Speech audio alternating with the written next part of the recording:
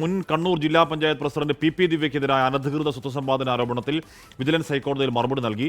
P ദിവ്യക്കെതിരെ അന്വേഷണത്തിന് സർക്കാരിനോട് അനുമതി തേടിയതായി വിജിലൻസ് അറിയിച്ചു.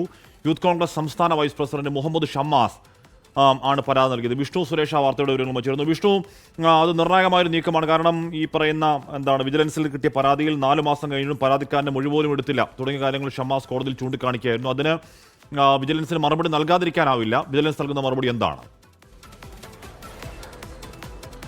ഹാഷ്മി, ഏറ്റവും നിർണായകമായ ഒരു മറുപടിയാണ് വിജിലൻസ് ഹൈക്കോടതിയിൽ നൽകിയിരിക്കുന്നത്. ഫെബ്രുവരി 21-ാം തീയതിയാണ് പി ദിവ്യക്കെതിരെ വിജിലൻസ് അന്വേഷണം ആവശ്യപ്പെട്ട മുഹമ്മദ് ഷമാസ് വിജിലൻസ് ആസ്ഥാനത്ത് നേരിട്ടെത്തി പരാതി നൽകിയത്. പക്ഷേ പരാതി നൽകി ഇത്രയും ദിവസമായിട്ടും ഇത്രയും മാസമായിട്ടും ഒരു നടപടിയും വിജിലൻസിന്റെ ഭാഗത്തുനിന്നും ഉണ്ടായിരുന്നില്ല. തുടർന്നാണ് അന്വേഷണം ആവശ്യപ്പെട്ട കോടതി ഇടപെടൽ ആവശ്യപ്പെട്ട ഷമാസ് ഹൈക്കോടതിയെ സമീപിച്ചത്.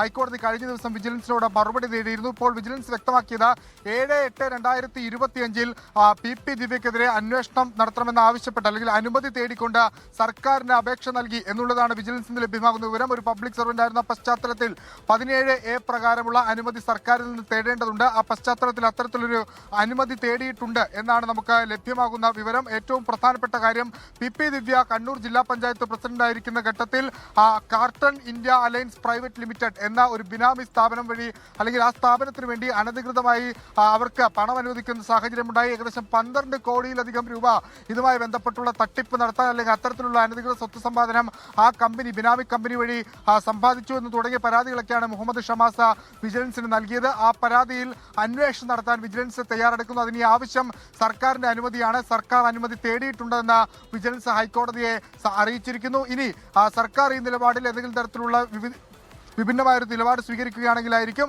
ഹൈക്കോടതി ഈ വിഷയത്തിൽ ഇടപെടുകയും ചെയ്യുക.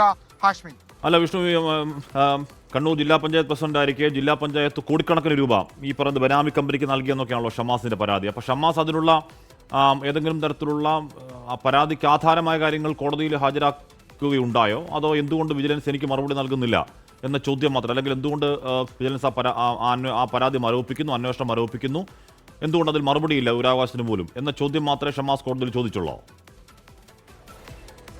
ഹാഷ്മി, വിജിലൻസിന് ഷമാസ് നൽകിയ പരാതിയിൽ കൃത്യമായി രേഖകൾ കൈമാറിയിരുന്നു. ഈ അനധികൃത സ്വത്ത് സമ്പാദനവുമായി ബന്ധപ്പെട്ട് ഷമാസിന്റെ പക്കലുള്ള രേഖകളും ഒപ്പം തന്നെ ഈ പി ദിവ്യയുടെ ഭർത്താവ് അടക്കമുള്ള ആളുകൾ വാങ്ങിയ സ്ഥലത്തിന്റെ രേഖകളും ഒക്കെ ഷമാസ് വിജിലൻസിന് കൈമാറിയിരുന്നു. ഒരു കത്തും ഈ പരാതിയും കൈമാറിയിരുന്നു.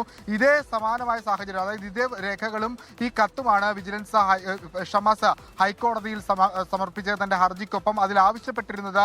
ഈ വിഷയത്തിൽ വിജിലൻസ് ഒരു നടപടിയും ഇത്രയും മാസമായിട്ട് സ്വീകരിച്ചില്ല. ആ പശ്ചാത്തലത്തിൽ കോടതി ഇടപെട്ട് അന്വേഷണം പ്രഖ്യാപിക്കണമെന്നായിരുന്നു ഷമാസിന്റെ ആവശ്യം. അതിലാണ് ഇപ്പോൾ ഹൈക്കോടതിയിൽ അതിന് പിന്നാലെയാണ് ഹൈക്കോടതി വിജിലൻസിനോട് മറുപടി തേടിയത്. എന്തുകൊണ്ടാണ് ഇത്രയും മാസമായിട്ടും ഈ വിഷയത്തിലൊരു നടപടി സ്വീകരിക്കാത്തത്, എന്താണ് ഇതുവരെ ഉണ്ടായ നിലപാട് ഈ വിഷയത്തിൽ സ്വീകരിച്ചതെന്ന മറുപടി ഹൈക്കോടതി ചോദിച്ചിരിക്കുന്നു. ആ ഘട്ടത്തിലാണ് ഇന്ന് ഹർജി പരിഗണിക്കാൻ മാറ്റിവെച്ചത്. ഇന്ന് ഹർജി പരിഗണിച്ചപ്പോൾ വിജിലൻസ് കോടതിയിൽ അറിയിച്ചതാണ്, പ്രോസിക്യൂഷൻ അനുമതിക്ക് വേണ്ടി ഞങ്ങൾ സർക്കാരിനെ സമീപിച്ചിരിക്കുകയാണ്. അതായത് അന്വേഷണത്തിന് ആവശ്യമായി സർക്കാരിനെ സമീപിച്ചിരിക്കുകയാണ്. സർക്കാരിൽ നിന്ന് ലഭിക്കുന്ന മറുപടി അനുസരിച്ചായിരിക്കും അന്വേഷണം മുന്നോട്ട് പോകുക. 17A പ്രകാരമുള്ള അനുമതിയാണ് തേടിയിരിക്കുന്നത്. സ്വാഭാവികമായും അത്തരത്തിലൊരു അനുമതി തേടേണ്ടതുണ്ട്. പ്രത്യേകിച്ച് ഒരു പബ്ലിക് സർവന്റ് ആണ്. അതുകൊണ്ട് അന്വേഷണം വേണമെന്നാണ് നിലവിൽ അനുമതി വേണമെന്നാണ് വിജിലൻസ് ഹൈക്കോടതി അറിയിച്ചിരിക്കുന്നത്. അത് പ്രകാരം അനുമതി ഉണ്ടാകുമെന്ന് പ്രതീക്ഷിക്കുകയും ചെയ്യുന്നുണ്ട്. ഹാഷ്മി, ലോകത്തെവിടെയായാലും ഏത് സമയത്തും 24 വാർത്തകളും ഓഗ്മെന്റഡ് റിയാലിറ്റി പാക്കേജുകളും എക്സ്പ്ലെയിനറുകളും വിശദമായി കാണാൻ ഞങ്ങളുടെ യൂട്യൂബ് ചാനൽ നിങ്ങൾക്ക് സബ്സ്ക്രൈബ് ചെയ്യാം.